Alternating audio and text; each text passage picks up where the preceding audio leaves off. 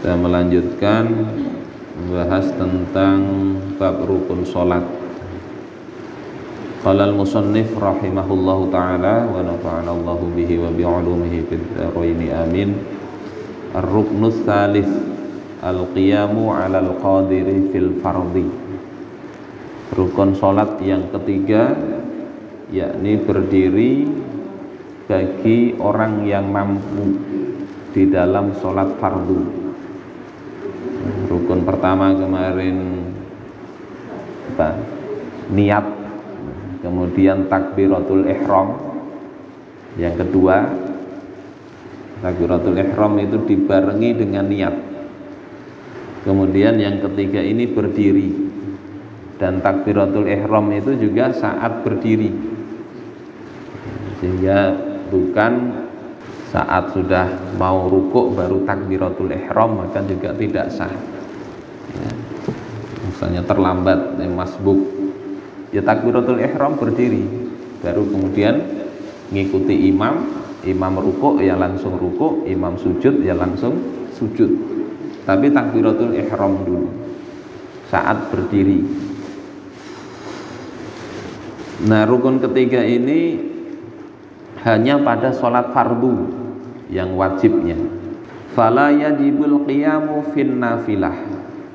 Tidak wajib berdiri dalam sholat sunnah. Jadi misalnya sholat tarawih ya, uyuh banar sambil duduk tidak apa-apa meskipun bisa berdiri. Bal yajuzul qu'ud ya, bahkan boleh duduk dalam sholat sunnah. Walahu nisful ajri, dan baginya mendapatkan separuh pahala. Sanggup berdiri kok sholat duduk dalam sholat sunnah, maka dapat pahalanya separuh saja. Kalau sholat fardu sanggup berdiri, tidak boleh duduk, tidak boleh duduk. Wa kadzalika al-iltija', begitu juga berbaring, miring ke kanan afdolnya. Walahu rubu'ul ajri, baginya seperempat pahala. Jadi ini orang yang koler-koler pun itu kawannya sholat sunnah itu sambil duduk, koler duduk berbaring, asal jangan teguring aja. Sholat ya baca teguring, nyaman berbaring kan. Jadi sholat sunnah itu boleh duduk, boleh berbaring, meskipun sanggup berdiri. Wala yajuzul istilqa'u fin nafilah. Tapi tidak boleh sholat sunnah ini terlentang. Baik terlentang melumah apa kata orang Jawa. Ya terlentang itu di punggung, berbaring pada punggung maupun tengkurap. Ya, sholat sunnah tidak bisa, tidak boleh. Kalau fin nafilati lil qadiri alal qiyami awil qudi awil iltija', bagi orang yang mampu berdiri atau duduk atau berbaring, itu sholat sunnah ya, boleh duduk, boleh berbaring, tapi tidak boleh terlentang bagi yang mampu berdiri, duduk atau berbaring. Kalau sholat wajib mampu berdiri baru tidak boleh dia duduk. Kalau sanggup berdiri, mampu duduk tidak boleh berbaring. Jadi ini kewajiban ya. Sekarang kadang kita lihat ada orang yang kuat aja berdiri, bawa kursi kuat, tapi sholat fardu duduk aja di kursi. Nah, dalam mazhab Syafi'i tidak boleh gitu. Sabda Rasul kan sholli qa'iman fa illam yastati fa qa'idan. Sholatlah dalam kondisi berdiri. Kalau tidak sanggup baru sholat sambil duduk. Fa illam yastati, kalau tidak sanggup, artinya kalau sanggup berdiri tidak boleh dia sholat sambil duduk dalam sholat wajib. Mas'alatun, ya, satu masalah. Mata yajuzul qu'udu fi sholatil fardhi. Kapan boleh duduk bagi orang, ya, dalam sholat fardu? Jadi sholat fardu itu tadi, kalau tidak sanggup maka boleh duduk. Kapan itu? La yajuzu lahul qu'udu fil fardhi illa idza ajaza 'anil qiyam. Tidak boleh baginya duduk dalam sholat fardu kecuali kalau dia tidak mampu berdiri. Terus ukuran tidak mampunya bagaimana? Kada mampu, ya. Kada mampu itu gimana ukurannya? Di sini dijelaskan dhabitul ajzi, standar ketidakmampuan, standar lemah yang tidak boleh dia yang boleh dia duduk. Nah, di sini dikatakan antal haqahu masyaqqatun syadidah, yakni kalau dia berdiri dia mendapati kesulitan yang sangat sulit. Ngalih benar berdiri, kawa-kawa aja bang, cuma ngalih benar. Gimana ukuran ngalihnya? Ukuran sulitnya bagaimana? Bihaitsu yakhafu minha mahdzurat tayammum. Sekira dia khawatir bahaya atau resiko di dalam bolehnya tayamum. Tayamum itu kan boleh, orang mungkin boleh. Kalau apa? Ada bahayanya. Seperti apa? Kaziyadati maradin, seperti bertambah sakitnya. Kawan aja bang berdiri tapi bertambah sakit. Mbah operasi kaki misalnya belum begitu sembuh. Berdiri tapi nanti bisa bengkok. Sambungannya bisa misalnya retak atau bertambah sakit. Au bud'i syifa. Yang kedua, lambat sembuhnya. Kawan berdiri tapi lambat sembuh sakitnya. Au huduthi syailin fahishin fi udwin zahirin, atau terjadi cacat, aib yang mencolok, ya, jadi cacat yang mencolok dalam anggota tubuh yang nampak. Pertama tadi tambah garing, yang kedua lambat sembuh, yang ketiga bisa cacat. Au faqdi manfaati udwin, yang keempat kehilangan manfaat anggota badan. Namun berdiri ini bisa bakalan lumpuh misalnya, atau bakalan apa misalnya, manfaat anggota badan hilang.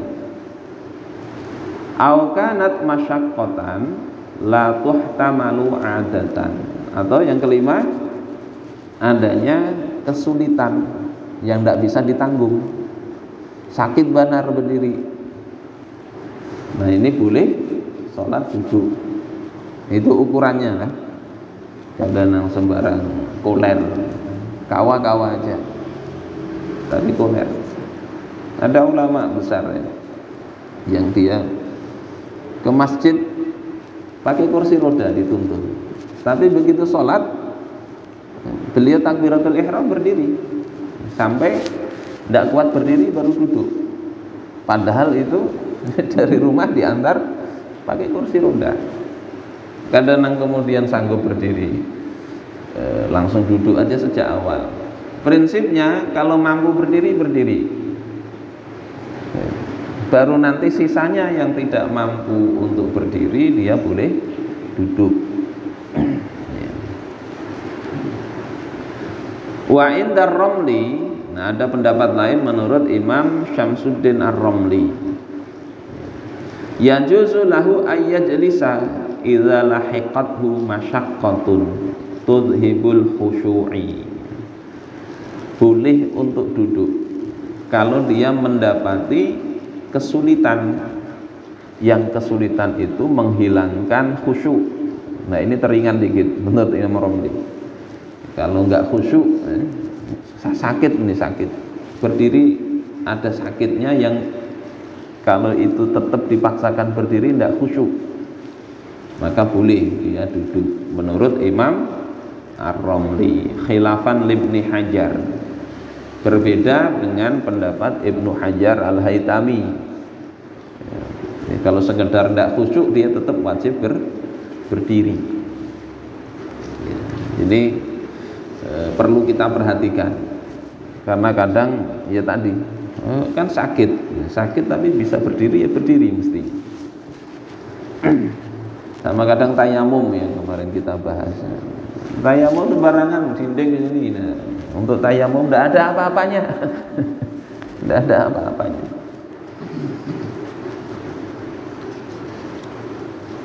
Terus bagaimana caranya?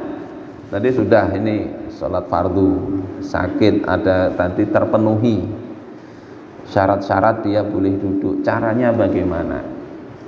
Nah, ada 7 level, ya, 7 tingkatan.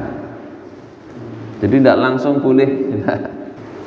Pertama, yusolli qa'iman munhaniyan, tidak mampu berdiri tegak, maka dia boleh sholat berdiri sambil bungkuk misalnya, ya, sambil bungkuk misalnya boleh, karena tidak mampu berdiri tegak, boleh bungkuk, nggak langsung duduk, dia kuat berdiri tapi harus bungkuk, maka dia wajib sholat berdiri dengan membungkuk. Fa'in ajaza sholla ala rukbatai, kalau dia tidak mampu maka dia sholat berdiri di atas 2 lutut, berlutut. Kita jarang lihat ya orang sholat pakai lutut gitu, enggak. Jadi berdiri, enggak di kaki tapi di lutut. Yang masa lalu ya sudahlah masa lalu, tapi kalau ini sudah banyak yang tua ini diperhatikan ini. Yang ketiga, fa'in ajaza sholla qa'idan, kalau dia tidak sanggup maka hendaklah sholat sambil duduk, sholat duduk. Tidak sanggup berdiri, tidak sanggup berdiri di atas lutut, maka sholat sambil duduk. Bagaimana duduknya? Sebetulnya bebas, mau duduk di kursi, mau duduk bersila, mau iftiros, mau tawarruk, ya. Kalau selonjor agak kurang adab. Tapi yang afdol, ya, wal afdalu ayyakuna muftarishan. Yang afdol itu duduk iftirosh. Duduk iftirosh itu duduk saat seperti tahiyat awal itu. Yang kaki kiri diduduki, kaki kanan ditegakkan, itu duduk iftirosh. Yang afdal itu, meskipun ada hadis ya, duduk bersila, ya yang boleh dengan cara apapun duduk. Di kursi ya boleh juga, tapi yang afdal itu iftirash. Kenapa? Supaya yang paling nyaman untuk sujud itu kan iftirash. Jadi kalau iftirash dia bisa sujud, bisa duduk antara 2 sujud lagi dengan mudah. Kalau bersila mau sujud ngalih, apalagi selonjor. Ya. Jadi yang afdal muftarishan, duduk iftirash. Kalau dia di kursi misalnya, di kursi dia itu bisa sujud, maka wajib sujud mestinya. Sujud sempurna. Prinsipnya itu rukun-rukun sholat itu kan wajib dilakukan secara sempurna.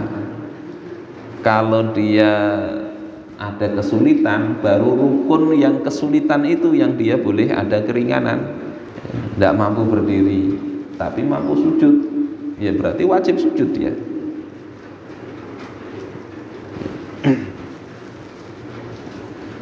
Kalau mampu berdiri tapi begitu nanti sujud tidak bisa bangun lagi, nah ini jadi masalah kan. Hendak berdiri ngalih benar, tapi berdiri sanggup aja. Hendak berdiri ngalih benar, ya itu yang bisa pakai kursi tadi. Jadi pakai kursi aja sudah, ya, karena kalau sudah sujud tidak bisa berdiri lagi, ya, pakai kursi maka bisa dia berdiri baca takbir Allahu Akbar dalam kondisi berdiri, kemudian baca Al-Fatihah, ya, baca surah. Ketika mau rukuk duduk aja, rukuk pakai isyarat, sujud pakai isyarat, duduk antara dua sujud pakai isyarat, kemudian berdiri lagi, kakinya kuat. Nah itu afdalnya ya pakai kursi supaya bisa satu rukun sempurna, yakni berdiri. Tapi kalau dasar tidak bisa berdiri tapi bisa sujud, ya afdalnya duduk iftirash tadi supaya sujudnya bisa sempurna, tidak sekedar isyarat. Nah, berdirinya dasar tidak kalah berdiri, misalnya kakinya lumpuh, misalnya kakinya lumpuh. Jadi prinsipnya rukun-rukun sholat itu diupayakan semaksimal mungkin terlaksana. Yang tidak mampu baru ada keringanan, sehingga duduk pun itu diatur duduknya. Fa'in ajaza sholat muttaji'an, kalau tidak bisa duduk maka sholat berbaring. Ya. Berbaringnya itu ya sebenarnya bisa miring kiri, bisa miring kanan, boleh. Ya, wal aula ala jambihil aiman, tetapi yang utama itu di lambung kanan. Jadi miring begini, miringnya ke arah kanan, bukan miring ke kiri. Yang kelima, fa in ajaza shalla mustalqiyan ala qafahu. Kalau dia tidak sanggup juga berbaring, ya,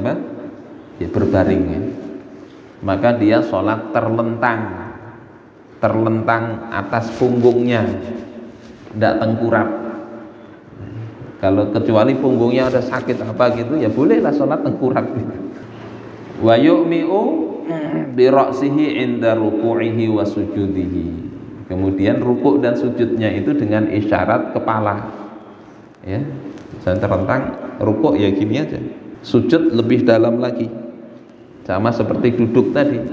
Rukuknya ya mereng, doyong ke depan. Sujudnya lebih lagi.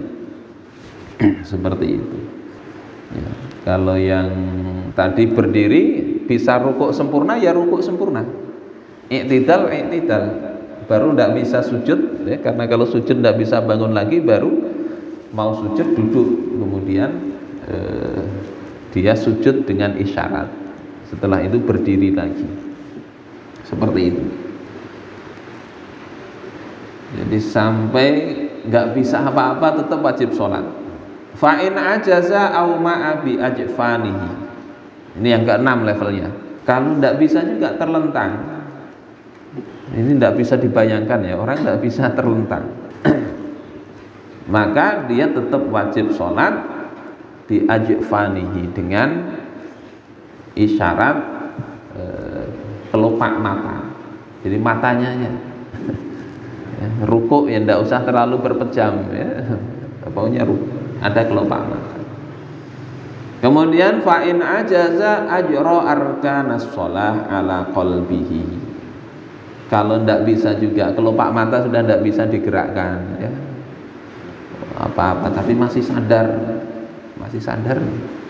maka dia menjalankan rukun-rukun sholat itu di dalam hatinya. Ya, cukup di dalam hati. Sudah tidak bisa apa-apa, membaca tidak bisa, apa tidak bisa, tapi dalam hati jalankan rukun sholat. Ini ketentuannya begitu, jangan dibalik-balik. Ada orang yang kemudian sholatnya yang penting ingat. Ada begitu. Itu kalau Anda sudah tidak bisa apa-apa, lumpuh total gitu, baru boleh sholat dalam hati aja boleh. Jadi kalau masih bisa bergerak itu wajib sholat, ada gerakan, ada bacaan. Bapak ibu-ibu sekalian yang dirahmati Allah Ta'ala, ini satu masalah lagi. Lau sholla qa'idan, andai dia sholat dalam kondisi duduk, tsumma amkanahul qiyamu ba'dal ajzi, kemudian memungkinkan dia untuk berdiri waktu duduk ini, merasa kuat ini berdiri, hal yajibu alaihil qiyamu amla, apakah wajib dia berdiri apa enggak? Setelah duduk ini ternyata merasa kuat, wajib tidak berdiri? Jawabannya yajibu alaihil qiyam, wajib baginya berdiri. Wa kadzalika idza kana muttaji'an tsumma amkanahul qu'ud. Begitu juga kalau dia sholat berbaring kemudian memungkinkan baginya duduk, ya, maka wajib duduk. Aw shalla mustalqiyan tsumma amkanahul iltija'. Kemudian begitu juga dia sholat terlentang tapi ternyata tiba-tiba kuat untuk berbaring, maka wajib dia berbaring. Sebaliknya sholat berdiri kemudian ternyata lamah dia, ya, maka boleh dia duduk. Setelah duduk beberapa saat ternyata kuat lagi berdiri, ya berdiri lagi. Ini ada kemarin Pak Haji di sana di Martapura nanya, ini ada di sebagian masjid jamaah itu kalau Jumat membawa kursi bawa kursi untuk apa? Untuk tadi sholat kan kadang panjang bacaannya, apalagi imamnya bacanya agak lambat, tidak dicepatin. Baca surah Al-Jumu'ah, yang kedua hal ata 'alal insan misalnya, itu kan afdolnya itu. Sebagian jamaah bawa kursi duduk. Ya kalau sudah tua nggak kuat berdiri, ya memang boleh duduk saat apa? Saat tidak kuat. Jadi berdiri mestinya. Kalau tidak kuat baru kemudian boleh duduk. Cuma ini nanti beda pendapat para ulama, ya. Apakah dia harus ikut jamaah itu atau sholat sendiri atau ikut jamaah yang tidak panjang? Yang afdal ikut jamaah yang tidak usah panjang, yang dia bisa sholat dengan sempurna. Jadi tidak gara-gara mengejar surah yang panjang akhirnya tidak sempurna sholatnya. Jadi kalau dia seperti itu contohnya, ya berdiri dulu, ya. Ada yang bolehin berdiri dulu, kemudian kalau capek duduk, begitu capeknya hilang berdiri lagi. Ini artinya apa? Sholat ini sangat-sangat penting, ya, sehingga tidak boleh ditinggal.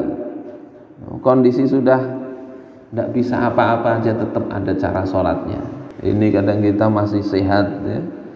Orang masih kuat, sakit-sakit sedikit tidak sholat. Ini zalim betul. Mudah-mudahan Allah Subhanahu wa taala jadikan kita dan zuriat kita ini orang-orang yang menjaga ini.